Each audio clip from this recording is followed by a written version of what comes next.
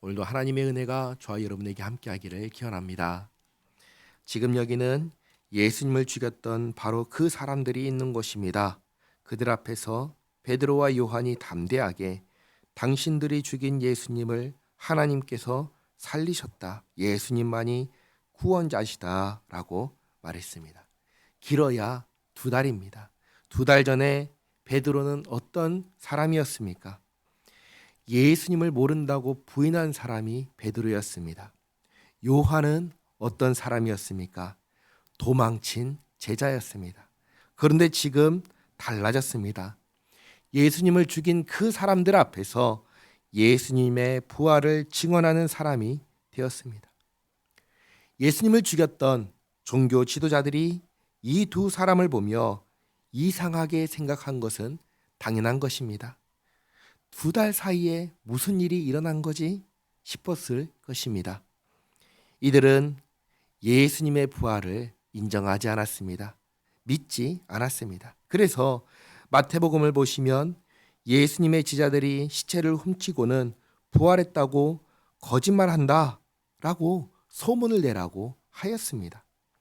그러나 지금은 예수님 때처럼 거짓말할 수 없는 이유가 남에서부터 걷지 못하는 사람을 걷게 한 일이 너무나 유명한 일이 되어버렸기 때문입니다. 게다가 당사자가 지금 같이 있으니 아니라고 거짓말을 할 수도 없었습니다.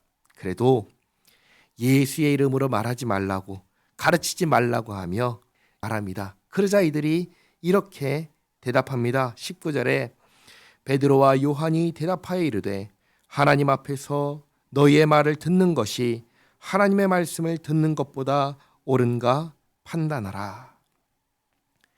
누구의 말을 듣는 것이 옳은가요? 전혀 어려울 것이 없습니다. 하나님의 말씀을 듣는 것이 옳습니다. 종교 지도자들이 참으로 신앙의 지도자들이라면 이 말에 동의해야 합니다. 이것을 교묘하게 왜곡할 수 있을지언정 이 말 자체에는 동의해야 할 것입니다. 우리도 항상 이 부분을 생각해야 합니다. 사람의 말과 하나님의 말씀 가운데 누구의 말을 들어야 합니까? 하나님의 말씀을 들어야 합니다.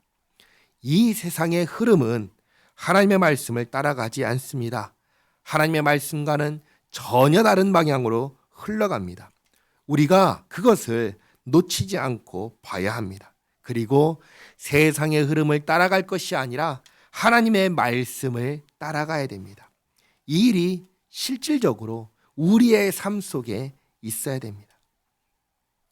종교 지도자들이 베드로와 요한을 놓아줍니다. 이 2 사도가 돌아가서 제자들에게 알립니다. 그리고 함께 기도합니다. 기도의 내용은 이렇습니다. 세상이 하나님을 대적합니다. 주의 종들을 위협함을 보시고 담대히 복음을 전하게 하옵소서. 이렇게 기도하자 모인 곳이 진동하며 성령의 충만함을 받고 하나님 말씀을 담대히 전하기 시작합니다. 여기서도 우리가 주목해야 하는 것은 기도했다라는 것입니다. 기도한다는 것은 하나님을 의지한다는 것입니다. 나를 의지하지 않고 하나님을 의지한다는 것입니다.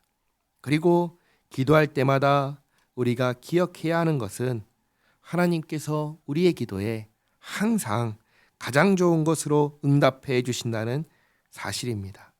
왜 그렇게 해주시나요? 예수님의 이름으로 상달되기 때문입니다. 그러니까 우리가 예수님의 이름으로 하나님께 기도하며 하나님을 의지하며 산다면 하나님께서는 우리를 가장 좋은 길로 인도해 주십니다. 얼마나 감사합니까? 물론 이렇게 살아갈 때 고난이 없느냐? 그 말은 아닙니다. 당장 사도들만 보시기 바랍니다. 세상이 대적하고 있다고 분명하게 말했습니다. 세상으로부터 받는 어려움이 있는 것입니다. 그러나 그 모든 어려움을 이기고 승리하게 하시는 것입니다. 그러면 우리의 승리는 무엇입니까? 하나님을 영화롭게 하는 것입니다. 하나님의 영광을 이 땅 가운데 나타내는 것입니다. 그리고 하나님을 즐거워하며 하나님과 함께 사는 것입니다. 이것이 우리의 승리입니다. 기도하는 사람을 하나님께서는 승리하게 하십니다. 하나님을 영화롭게 하고 즐거워하며 하나님과 함께 살게 하십니다. 그리고 33절을 보시면 누가 큰 권능을 행하며 예수님의 부활을 증언했습니까? 사도들입니다. 사도가 아닌 사람들이 큰 권능을 행한 것이 아니라 사도들이 권능을 행했습니다. 그러니까 예수를 믿으면 초능력자가 되어서 권능을 행하고 그런 식으로 착각하는 경우가 있는데 전혀 그런 게 아닌 것입니다. 권능은 사도들에게 허락하신 것입니다. 예수님을 죽인 지 겨우 2달밖에 안 되는 상황 속에서 복음을 전하게 하기 위해서 하나님께서 사도들에게 허락하여 주신 것입니다. 물론 복음이 전혀 전파되지 않은 곳에 선교지에 처음 복음이 전파될 때에도 특별한 이런 일들이 일어나게 하십니다. 그러나 복음이 들어가고 난 뒤에는 그렇지 않습니다. 복음이 들어가고 난 다음부터 나타나야 하는 것은 권능이 아니라 복음에 따르는 생활입니다.